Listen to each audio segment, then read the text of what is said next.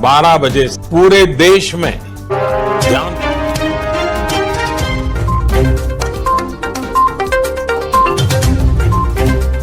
Corona ने फिर एक बार देश में मचा हाहाकार, क्योंकि कोरोना की दूसरी लहर शुरू हो चुकी है। इसी को देखते हुए आज हमारे देश के प्रधानमंत्री श्री नरेंद्र मोदी जी ने भारत के सभी राज्यों और केंद्र शासित प्रदेशों के मुख्यमंत्रियों से वीडियो कॉन्फ्रेंसिंग के जरिए कोरोना और लॉकडाउन। दोस्तों आज की खबरों में हम बताएंगे कि 18 वर्ष के लिए वैक्सीन रजिस्ट्रेशन कल से बिना रजिस्टर किए नहीं आएगा नंबर। जानिए आगे विस्तार से, पूरा वीडियो जरूर देखिएगा।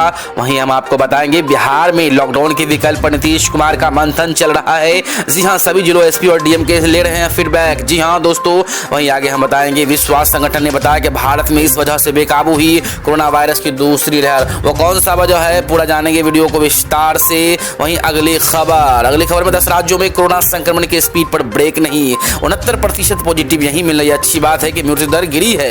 वहीं आपको बताएंगे घर पर भी मास्क जरूरी, जानिए ऐसा क्यों कह रहे हैं विशेषज्ञ। हम जानेंगे पूरा विस्तार से, पूरी वीडियो देखेंगे जरूर। वही हम जानेंगे कर्नाटक में आज से लागू होगा लॉकडाउन, जाने क्या बंद रहेगा और क्या खुला रहेगा।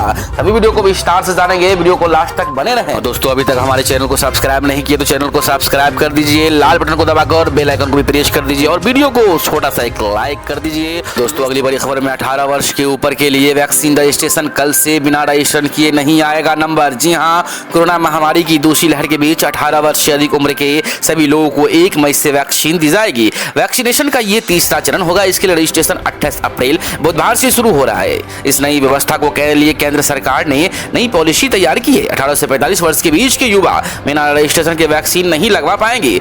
रजिस्ट्रेशन मैंडेटरी यानी आवश्यक होगा। बता दें कि देश में फिलहाल 2 तरह की वैक्सीन लगाई जा रही है, कोविवैक्सीन और कोविशील्ड। ये जरूरी है कि जिस वैक्सीन की पहली डोज लगवाई हो, नंबर आने पर दूसरी डोज भी उसी वैक्सीन की लगवानी होगी। अगली बड़ी खबर में कोरोना वायरस, विश्व स्वास्थ्य संगठन ने बताया भारत में इस वजह से बेकाबू हुई कोरोना वायरस की दूसरी लहर। जी हां, भारत में कोरोना वायरस के प्रकोप की वजह से स्थिति बदतर हुई। इस बीच विश्व स्वास्थ्य संगठन ने जानकारी दी कि इस वजह से देश में कोरोना की दूसरी लहर बेकाबू हो गई। विश्व स्वास्थ्य संगठन ने भारत में कोरोना वायरस के बेकाबू होने के लिए यहां के लोगों के अस्पताल भागने की अनावश्यक कोशिशों को जिम्मेदार बताया। विश्व स्वास्थ्य संगठन ने कहा कोरोना वायरस की दूसरी लहर के लिए भारत में भीड़ भरी सभाएं, कम रफ्तार के साथ कोरोना टीकाकरण, ज्यादा संक्रमण कोरोना वेरिएंट से जिम्मेदार है। लोगों के अस्पताल भागने की जल्दी तथा भीड़ भरी सभाओं ने भारत में कोरोना वायरस को बेकाबू कर दिया। वही दोस्तों अगली बड़ी खबर, घर पर भी मास्क जरूरी, जानिए ऐसा क्यों कह रहे हैं विशेषज्ञ। कोरोना से जंग में सबसे महत्वपूर्ण हथियार मास्क और दूरी। कोरोना की पहली लहर से ही लगातार ये अपील की जा रही है कि घर से बाहर निकले तो मास्क जरूर पहनिए और 2 गज की दूरी का पालन कीजिए। अगर आप कोरोना की दूसरी लहर में विशेषज्ञ से ये कहने लगे कि मास्क सिर्फ बाहर ही नहीं, घर पर भी पहनिए, यानी कि जो मास्क लोग सिर्फ घर से बाहर निकलते वक्त पहनते थे, उसे अब घर पर भी पहनने की सलाह दी जा रही है, क्योंकि संक्रमण की दूसरी लहर काफी तेज है और हवा में वायरस के लंबे वक्त पर मौजूद होने की कई शोध में दावे किए जा रहे हैं। आबादी के में काफी संख्या में ऐसे लोग हैं जिसमें कोरोना वायरस के जरा भी लक्षण सामने नजर आते हैं, तो इन्हीं कहते हैं आइसोटोपिक। वही दोस्तों अगली बड़ी खबर में बिहार में लॉकडाउन के विकल्प पर नीतीश का मंथन, सभी जिला के एसपी और डीएम ले रहे हैं फीडबैक। जी हाँ, बेकाबू कोरोना संक्रमण के पीछे बिहार में लॉकडाउन लगाने का विकल्प पर मुख्यमंत्री नीतीश कुमार आज एक बार फिर मंथन कर रहे हैं। मुख्यमंत्री आज डिप्टी सीएम समेत राज्य के तमाम आला अधिकारियों की मौजूदगी में वीडियो कॉन्फ्रेंसिंग के जरिए जिले से फीडबैक ले रहे हैं। सभी जिला के एसपी और डीएम एक एक करके मुख्यमंत्री के साथ जुड़ रहे हैं और जिलों की ग्राउंड रियलिटी के बारे में जानकारी दे रहे हैं। मुख्यमंत्री नीतीश कुमार ने इससे पहले एक सोमवार को भी एक हाई लेवल मीटिंग की थी। आज भी मुख्यमंत्री कोरोना की स्थिति को लेकर समीक्षा बैठक कर रहे हैं। इस बैठक में मिले फीडबैक के बाद मुख्यमंत्री ये तय करेंगे कि आगे बिहार में किस तरह की सख्ती बरतने की जरूरी है। लगभग आधा दर्जन जिलों को छोड़कर बाकी जिलों के डीएम ने नाइट कर्फ्यू को प्रभावी बताया। वही दोस्तों अगली बड़ी खबर, कर्नाटक में आज से लागू होगा लॉकडाउन, जाने क्या बंद रहेगा क्या रहेगा खुला। कर्नाटक में 2 दिन का लॉकडाउन आज रात 9 बजे से लागू होगा। लॉकडाउन के दौरान पब्लिक ट्रांसपोर्ट और मेट्रो सेवाएं बंद रहेंगी।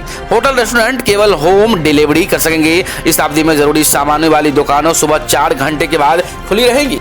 आज रात 9 बजे से कर्फ्यू लागू कर दिया जाएगा। इसे क्लोज डाउन का नाम दिया गया। इस सरकारी बयान के अनुसार केवल पहले से निर्धारित उड़ानें और ट्रेनों को अनुमति होगी। इस अवधि के दौरान मेट्रो सेवाएं बंद रहेगी। अगली बड़ी खबर, 10 राज्यों में कोरोना संक्रमण की स्पीड पर ब्रेक नहीं, 69% पॉजिटिव नहीं यही मिल रहे हैं। ये अच्छी बात की मृत्यु दर गिरी। भारत दुनिया का दूसरा सबसे संक्रमित देश बनकर सामने आया। चूंकि ये जनसंख्या का अनुपात अन्य देशों की तुलना में काफी है, इसलिए संक्रमण तेजी से फैला।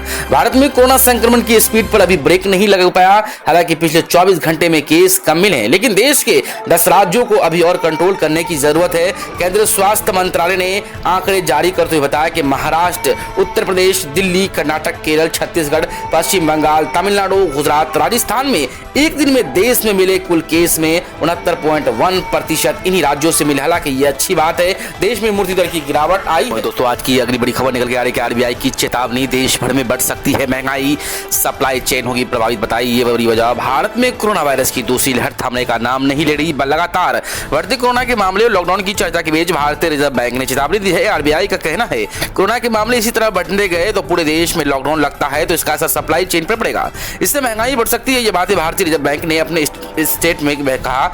जाने क्या कहा आरबीआई ने। आरबीआई का कहना है कि कोरोना के बढ़ते मामलों पर समय रहते काबू नहीं किया गया तो इसके सामान की आवाजाही पर लंबे समय तक प्रतिबंध लग सकता है, जिसकी असर सप्लाई चेन पर देखा जा सकेगा। और अगर देश की सप्लाई चेन बिगड़ती है तो फ्यूल इन्फ्लेशन बढ़ेगा, जिससे पूरे देश में महंगाई बढ़ने का खतरा पैदा होगा। वहीं दोस्तों, अगली बड़ी खबर पीएम मोदी के समर्थन में सामने आए शिवसेना नेता संजय राउत ने कहा भारतीय अर्थव्यवस्था खत्म करने की साजिश हो रही है, पीएम का साथ दीजिए। जी हाँ, शिवसेना नेता संजय राउत मंगलवार को कहा कि अंतर्राष्ट्रीय स्तर पर भारत का अपमान हो रहा होगा, हम तब आपसी मतभेद भुलाकर देश के प्रधानमंत्री नरेंद्र मोदी के साथ खड़े रहेंगे। अपने देश की नेता हो या सरकार हो, अगर उनका अंतर्राष्ट्रीय मंच पर अपमान हो रहा है तो ये ठीक नहीं और इसके खिलाफ हम पीएम मोदी के साथ हैं। शिवसेना प्रवक्ता और सांसद संजय राउत के अचानक प्रधानमंत्री नरेंद्र मोदी के समर्थन में जाहिर करने के बाद महाराष्ट्र के गलियारों में राजनीतिक हलचल एक बार फिर बढ़ गई। संजय राउत ने कहा कि अंतर्राष्ट्रीय स्तर पर भारत का अगर अपमान हुआ तो हम सब आपसी मतभेद भुलाकर देश के प्रधानमंत्री नरेंद्र मोदी के साथ खड़े रहेंगे।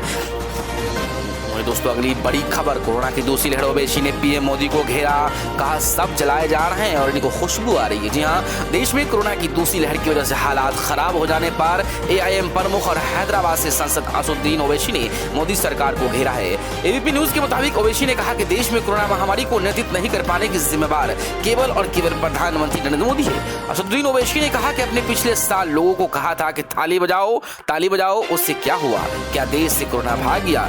ओवैसी ने कहा कि प्रधानमंत्री नरेंद्र मोदी ने अस्पतालों में सुविधा क्यों नहीं बढ़वाई? क्या केंद्र सरकार उस वक्त सो रही थी? देश की राजधानी दिल्ली में ऑक्सीजन की कमी क्यों नहीं हुई? यदि हम आत्मनिर्भर भारत हैं, क्यों सऊदी अरब, रूस और दूसरे देशों से सहायता ले रहे हैं? और वहीं ओवैसी ने कहा कि मृतकों को दफनाया जा रहा है, सब जलाए जा रहे हैं और इनको खून की खुशबू आ रही है।